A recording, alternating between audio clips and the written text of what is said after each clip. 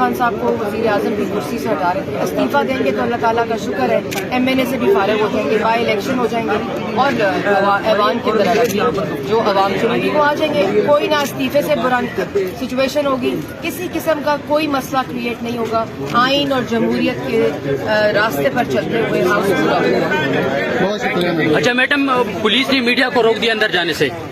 دیکھیں, انہوں نے میڈیا کو روکا ہے پنجاب اسمبلی میں بھی, انہوں نے میڈیا کو روکا ہے نیشنل اسمبلی کے اندر جانے سے, لیکن جنہوں نے 3.5 سال پارلیمنٹ اور میڈیا کی زبان بندی کی, جنہوں نے 3.5 سال میڈیا کے اوپر دن دہاڑے گولیاں برسائی ہوں, میڈیا کو سینسر کیا ہو, میڈیا والوں کی پسلیاں توڑی ہیں, تو آپ ان سے کیا کس قسم کی ایکسپیکٹیشن رکھتے ہیں؟ حالانکہ کبھی بھی پریس گیلری یہ ایک آج تاریخ رقم ہونے جا رہی ہے کہ پہلی دفعہ پاکستان میں آئینی طریقے سے, جمہوری طریقے سے, عدم اعتماد کے ذریعے جو وزیر اعظم ہے جو نالائق تھا, نااہل تھا, چور تھا, کرپٹ تھا, کشمیر فروش تھا, اس کو آئینی طریقے سے ووٹ کے ذریعے پارلیمنٹ کے اندر سے ووٹ آؤٹ کیا جا رہا ہے. یہ پریس کو اور میڈیا کو اجازت ہونی چاہیے.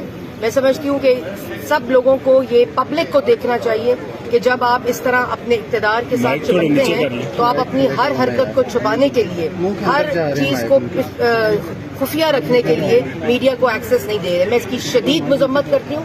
اگر آپ کو کوئی ڈر نہیں ہے, اگر آپ کے مطابق آپ جیتنے والے ہیں, اگر آپ کے پاس اکثریت ہے تو جانے دیں میڈیا کو اندر, پریس گیلری کو جانے دیں. کل انہوں نے, میں نے بات کی کہ کل انہوں نے پریس کو بھی نہیں جانے دیا پنجاب میں, اور آج یہ نیشنل اسمبلی میں کیوں نہیں جانے دے رہے؟ عمران خان صاحب, آپ تو اب ایکس پرائم منسٹر ہیں, آپ کے پاس کوئی اختیار نہیں ہے. ہاں, اسپیکر کا اختیار استعمال کرتے ہوئے آپ پریس کو اندر نہیں جانے دے رہے. مجھے امید ہے اور میں یہ ریکویسٹ کرتی ہوں کہ اسپیکر صاحب سے کہ وہ میڈیا کو اندر جانے کی اجازت دے.